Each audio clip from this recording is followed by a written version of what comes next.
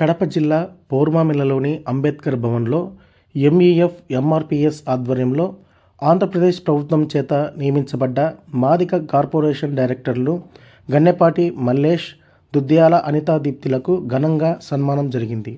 ఈ సందర్భంగా మల్లేష్ గారు మాట్లాడుతూ, మాదిగ జాతి సామాజిక ఆర్థిక అభివృద్ధి అహర్నిశలు కృషి చేస్తానని, ఏ సమస్యలనైనా జాతి కోసం సమన్యాయం కోసం పోరాడతారన్నారు.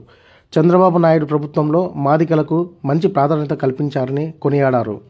ఈ కార్యక్రమంలో retired employees association president Mullapati Pichaiah, మాజీ SAAP director D Jayachandra, MEF నాయకులు ఈ బాలజోజి, ఎంఈఎఫ్ బద్వేల్ అధ్యక్షులు ఓబయ్య, ప్రధానోపాధ్యాయులు జయరాం, టీచర్లు ఇన్నయ్య, పాపయ్య, ఎంఈఎఫ్ నాయకులు, ఎంఆర్పిఎస్ నాయకులు తదితర కార్యకర్తలు పాల్గొన్నారు. మన జాతి కోసం అహర్నిశలు కష్టపడ్డారు కాబట్టి ఇలాంటి బొద్దు బిడ్డలు అనేటువంటి వాళ్ళు మన ఎస్సీ కార్పొరేషన్ అనేటువంటి రావటం అనేటువంటిది మనం అనేటువంటి సంతోషపడాల్సిందే కాకుండా మనకు రావాల్సినటువంటి వాటిని ఖచ్చితంగా అనేటువంటి మనకి ఇప్పిస్తాం. ఉన్నతికి ఎంత వరకు వీలవుతుందో మీరు ఏం చేయగలుగుతారో అవన్నీ కూడా చెయ్యాలని మనస్ఫూర్తిగా నేను కోరుకుంటున్నాను. దయచేసి మీ అందరూ కూడా ఆలోచించాల్సింది ఏంటంటే ఈ రోజు అవకాశాలు లేవు, ఉద్యోగ అవకాశాలు అడుగంటిపోయినాయి. అన్ని రంగాలలో కూడా రిజర్వేషన్ లాఠీ చార్జీలు జరిగినాయి. కానీ మన ఉద్యమాలు హైదరాబాద్ లో జరిగినా ఎక్కడ మన ఉద్యమాల మీద ఎక్కడ లాఠీ చార్జీలు కూడా జరగలేదు. అందుకే మనం అంటే అంత క్రమశిక్షణతో ఉన్నాం. అది కూడా ఒక కారణం. మనం ఎక్కడ కూడా మనం అల్లర్లు చేయడము, దెబ్బలు తినడము ఇంకోటి చేయలేదు. అలాగే తెలుగుదేశం పార్టీ ఈనాడు కాదు 2014లో అధికారం వచ్చిన తర్వాత నేను బయోడేటా కూడా ఇవ్వలే. నాకు స్టాఫ్ డైరెక్టర్ ఇచ్చినారు. మళ్ళా రెండోసారి Christian minority finance corporation director ఇచ్చారు. నాకు తెలీదు. నేను ఒకటే చెప్పిన ఆ రోజు, అయ్యా నేను క్రిస్టియన్ కాదు, నాకు ఏ చర్చిలో సభ్యత్వం లేదు, మీరు నాకు ఎందుకు ఇచ్చినారని అడిగితే నోరు మూసుకొని ప్రమాణ స్వీకారం చేయన్నారు. ఎందుకంటే మనలో మనము ఇప్పుడు గౌరవించుకుంటూ మనవాడు మన వాళ్ళు అని చెప్పి ఆ గౌరవాన్ని మాకిస్తూ మమ్మల్ని ఈ సన్మానానికి ఇన్ని కష్ట నష్టాలు ఉన్నాయి, ఏదున్నా మీ పనులన్నీ మానుకొని చేసినందుకు మళ్ళీ ఒకసారి ఈ ఆనందంతో మీకు ధన్యవాదాలు తెలుపుతూ, గతంలో ఇప్పుడు మాట్లాడిన వక్తలందరూ చెప్పారు, ఈ ప్రాంతంలో నిరుద్యోగ సమస్య ఎక్కువ ఉంది. నిరుద్యోగులకు కానీ అరకురా చదువుకొని ఉండే వారికి కానీ ఉపాధి అవకాశాలు ఇవ్వాలా, అది కూడా మీ సంస్థ ద్వారా వస్తాయి. కాబట్టి మన మాదిగలే అయినారు కాబట్టి 2 జిల్లాలకు మాకు కొద్దిగా ఆశగా ఉంది. ఖచ్చితంగా మీరు చేయాలనే దాని మీద అన్నారు కాబట్టి దాన్ని 100%, 100% చేసేదానికి మేము ఇప్పుడు సిద్ధంగా ఉన్నాం. అదే కూడా కాదు, అంతకన్నా ముందు ఈ పార్టీ పదవి అనేది లేనప్పుడే జిల్లాలో మనకు రావాల్సినటువంటి మన మీద దాడులు కానీ, లేదు దళితుల మీద భూములు లాక్కోవడం కానీ, ఎస్సీ కార్పొరేషన్లో లోన్లు కానీ, ఇట్లా పలాని ఊర్లో పలాని గ్రామంలో అన్యాయం జరిగిందని మా దృష్టికి వస్తే మాకు 24 గంటలు అర్ధరాత్రి కానీ అందుబాటులో ఉండేది జయచంద్ర అన్నకు ఒక్క ఫోన్ కొడితే ఆయన అర్ధరాత్రిని కానీ కంటి మీద నీళ్లు కూడా పోసుకోకుండా 15 నిమిషాల్లో మన దగ్గర ఉండడం, మేమంతా కలిసి పోరాటం చేసి ఎవరికి అన్యాయం జరిగిందో వారిని డైరెక్ట్గా అటాక్ చేయడం. రెండోది, మేము భయమంటే భయపడే వ్యక్తులం కాదు, కులాన్ని దాపెట్టుకునే వ్యక్తులం కాదు. కులం అంటే నువ్వు ఏ కులం అంటే 1000 మందిలో 2000 మందిలో ఉన్నా కూడా మేము మాదే కులం, నేను మాదిగా అని చెప్పుకుని ఈ రోజు కూడా అట్లా బతుకుతున్నాం. ఈరోజు నా వారికి వచ్చిందంటే వారు వీరు కాదని చేసి ప్రతి ప్రోగ్రాంలో చేస్తున్నాం. ఈ అవకాశాన్ని ఈరోజు తొలిగా మీకు చెప్పడం కాదు, ఏమి చేయాలనో ఎవరికి ఏం చేయాలో అనేది మా మాటల్లో మేము చేసి చూపిస్తాం. మా పదవి ఉన్నంత కాలం అంటల్లో ఏదన్నా ఎవరు ఎన్ని అనుకున్నా, మమ్మల్ని ఎంత పక్షపాతాలు అనుకున్నా కూడా వచ్చే రావాల్సిన దాంట్లో నా కులానికి, నా రక్త బంధువులకు, నా మాదిగ జాతికే ఒక మొగ్గు మేము చూపుతామని సభాముఖంగా మీకు తెలియజేసుకుంటూ, వక్తలు ఇప్పుడు మన మల్లి గారు ఒక మాట చెప్పారు, యూనిట్లు ఉన్నోళ్లకు లేనోళ్లకు పోతాయి. రెండోది, రెడ్డి గారు అగ్రవర్ణాలలో తీసుకుంటారు. దానివల్ల మనం అంటే మేము చేయాల్సిన పని ఎప్పుడో చేస్తాం, మీరు చేయాల్సిన పని కూడా చాలా ఉంది. ఎందుకంటే ఈ రోజుది కాదు అది సమస్య. దాదాపు 2004కు ముందు నేను జయచంద్రన్న ఇద్దరం కలిసి ఒక ఆలోచన తీసుకొని మన వాళ్ళకు వచ్చే ప్రతి యూనిట్ కంకర్ మిషన్లు కానీ, ట్రిప్పర్స్ కానీ, వెహికల్ లోన్ కానీ ఏంది ఇది ఎట్లా జరుగుతుంది ఏమని ఆ రోజు అందరం మాట్లాడుకుని అన్నతో మేమందరం కలిసి పరిశ్రమల శాఖలో ధర్నా కార్యక్రమం చేపట్టాము.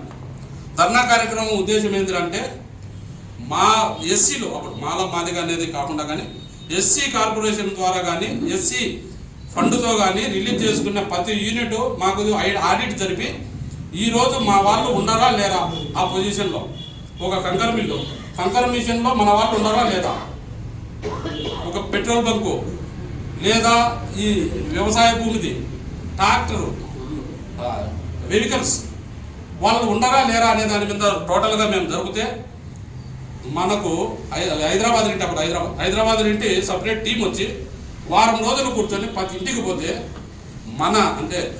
మన దళితులు చేసిన ఘనకార్యం ఏంటంటే ఆ రోజు కొత్త బట్టలు ఒకటి వేసుకొని ఆ కంకర్ మిషన్ మీద ఒక పెద్ద చీరలో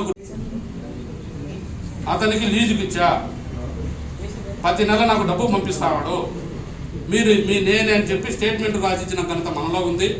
మేము ఏమి చేయాలనే కూడా మేము ఉద్యమాలలో కింద స్థాయి అడుగు స్థాయి నుండి ఎవరు అనే కష్ట నష్టాలు చూసి వచ్చిన వాళ్ళం. ఏదున్నా కూడా మనోడికి డెవలప్ చేయాలని మేము చూస్తాం. మీలో కూడా ఉంది, దయచేసి తప్పుగా భావించద్దండి. మీరు కూడా అటువంటి దాన్ని ప్రోత్సహించద్దు.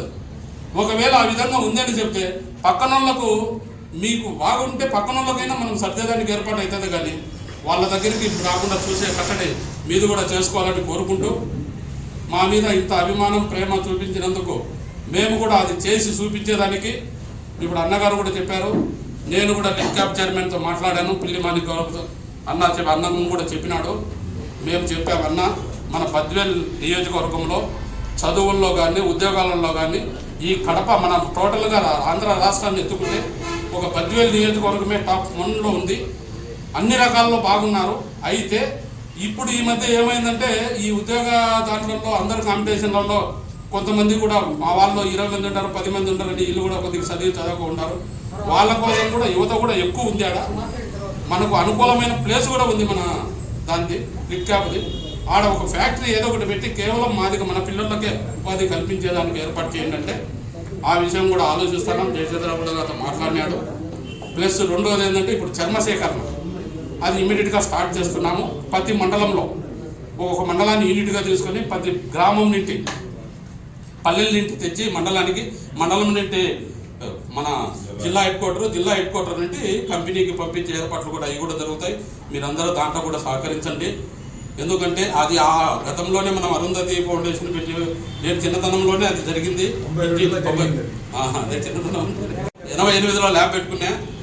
92 నుండి లక్ష్మయ్యకు ఏ విధంగా సహకరించాలని ఆ విధంగా బీసీ గంగులని చిన్నపిల్లోడు నా దగ్గరకు వచ్చేవాడు. నేను అప్పుడు ల్యాబ్ పెట్టుకుని ఆర్థికంగా కొద్దిగా బాగుంటే అన్న ఈరోజు పలానా చోట మీటింగ్ జరుగుతుంది, 2 మూటలు బియ్యం కావాలన్నా భోజనాలు కావాలంటే నా జాతి కోసం ఎప్పుడైనా నేను సిద్ధమని ఇలా లక్ష్మయ్యనంటే లేడు, మానుభావుడు ఉండాల్సినట్టు లేడు. కానీ గంగులు మాత్రం ఉన్నాడు కాబట్టి అతనికి బాగా తెలుసు. ఏ రోజు నా జాతి ఇట్లా అంటే నేను ఎన్నికపోలేదు. అప్పుడు బొమ్మ ఇప్పుడు బొమ్మ ఈ రోజు చెప్తాను, పదవి ఉన్నా లేకున్నా ఏ రోజైనా మన వాళ్ళు ఒక సమస్యని మీరు వస్తే నా ఛాయశక్తిలో మేమందరం కలిసి మీరు చేసేదానికి సిద్ధంగా ఉంటాను సభాముఖంగా చెప్తూ ఏ రోజు ఏ ధైర్యపడద్దు. నేనైతే పక్కా మాదిగా పక్షపాతి. ఏ యాంత్రాన్ని అవసరమైతే వాళ్ళదైనా కొట్లాడే చేసేదానికి ఒకటి ఉంది. రెండోది ఈ ఆంధ్ర మన చంద్రబాబు నాయుడు గారు ముఖ్యమంత్రిగా ఆయన కూడా చాలా అనుభవాలు ఉన్నాయి. ఒకప్పుడు మాదిగ జాతిని పక్కన పెట్టడం కూడా అది వాస్తవమే. అయితే పక్కన పెట్టాలంటే పూర్తిగా పక్కన పెట్టడం కాదు, ఇద్దరికి సమానమైన హోదా కల్పించాలనే దాని మీద రకరకాల ఏదో పోతే మొన్న గత ఎలక్షన్లో చంద్రబాబు నాయుడు పాదయాత్ర మొదలు పెడితే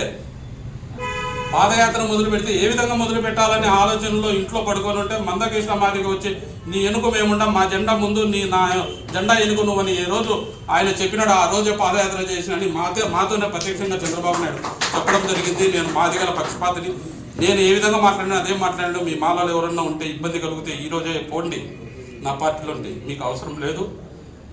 మాదిగలు మాట చెప్తే ఏది ఇంకా అది తప్ప ఇంకొక దాని మీద పోరు, మాటే. మన విజయన్న కొద్దిగానే చెప్పిన సామెది, మాదిగోళ్ళను కావిళ్ళు పెడతారు గింజల కాడ. అంటే పొరపాటున ఒక మాలను గిన పెడితే రాత్రి అంతా ఇంటికి ఒడ్లు మోసి పొద్దున్నే ఆయన రాకముందు అలసిపోయి ఉంటాడు, ఎదురు చూస్తా గట్టుకు. మన మాదిగోళ్ళను కాపలా పెడితే రాత్రి అంతా కంటికి నిద్ర లేకుండా కాపలా కాసి నిద్రపోతుంటాడు. ఓనర్ వస్తే ఇద్దరిని చూస్తాడు, ఏందయ్యా ఈడు చూడు పాపమయ్యో ఇన్ని పోయి అంటే ఏం చేస్తావు స్వామి, వచ్చినారు దొంగలు వచ్చినట్టు వచ్చి మోసుకుపోతుంటారు, నేను ఇటపరిగి వెళ్ళాను నిద్ర లేక వస్తాను. నేను ఇతనంటే శబాస్. ఇతను ఒక గింజ కాపలా పోకుండా కాపలా కాసి ఏమిరా తెలివిందా లేదా అనిపించుకుంటే రూటు కాబట్టి మళ్ళా గతంలో వాళ్ళకే తెలుసు. అంటే ఇచ్చిన పనిని నిత్యాగాయగా అతను డ్యూటీ 6 గంటల వరకు తెల్లవారినాక దొంగలు రారు కదా అని అనుకుంటాడు. అతనికి తెలియట్లేదు కదా. అప్పుడు ఈరోజు మాదిరి కాదు, ఈరోజు వాళ్ళకన్నా బాగానే తెలివిగా ఉండడం బాగుంది, ఇది సంతోషం. కాబట్టి మీరు ఎప్పుడు ఏది అధైర్యపడద్దన్నా, మాకున్న పదవి కాలంలోనే అది చిన్నదే పెద్దదే కాదు, పదవి ఉన్నా ఒకటే లేకున్నా ఒకటే. మనము కడప జిల్లాలో మనదంటూ ఒక ముద్ర ఉంది, మన పేరుకు ఒక వైబ్రేషన్ ఉంది. ఏ ఇబ్బంది లేదు, ఏ క్షణానైనా మమ్మల్ని తలుపు తట్టండి, మేము వచ్చేదానికి సిద్ధంగా ఉన్నాం, పనిచేస్తాం. మన బిడ్డలకు మనకు అందరికీ ఉపయోగపడేదానికి ఎప్పుడు సిద్ధంగా ఉంటాం. అదే రకంగా ఉపయోగించుకొని అదే రకంగా రాండి, మేము సిద్ధంగా ఉంటాం. సోదరి అనితా దిత్తి గారిని పూలమాలతో సన్మానించవలసిందిగా, సోదరి విజయరాణి గారిని అలాగే సన్మాన కార్యక్రమంలో పాల్గొనవలసిందిగా ఈయన ఆనందంలో వేదిక రావాల్సిందిగా కోరుతున్నాం. అలాగనే అనితా దీప్తి గారికి శాలువాతో సన్మానించవలసిందిగా మహిళా సమాఖ్య మాజీ జిల్లా నాయకురాలు శాలువాతో సన్మానించవలసిందిగా కోరుతున్నాం. తప్పకుండా భవిష్యత్తులో ఇదే ప్రేమను, ఆత్మీయతలను, ఆధారాభిమానులను మీ పట్ల ఉంటాయని, మీరు కూడా మాదిగ జాతికి మరింతగా సేవ చేయాలని చెప్పేసి కోరుకుంటున్నాము. మరి ఈ సందర్భాన్ని పురస్కరించుకొని దయచేసి అందరూ ఒక విషయం, మరి మాకు పెద్దలు ఎప్పుడుగా అండగా నిలిచేటువంటి వ్యక్తి శ్రీ తిరువి జయరాం సార్ గారిని మాట్లాడవలసింది. చివరిగా ఓట్ ఆఫ్ థాంక్స్. ప్లీజ్ మీ మామ గండ్లపాటి మల్లేష్ గారు మన కోట కూడా మాట్లాడలేదటువంటి ఫీల్ ఉంటుంది, దయచేసి మాట్లాడవలసిందిగా కోరుతున్నాను. సార్ జాస్వా సార్ ఇటు చూడండి సార్.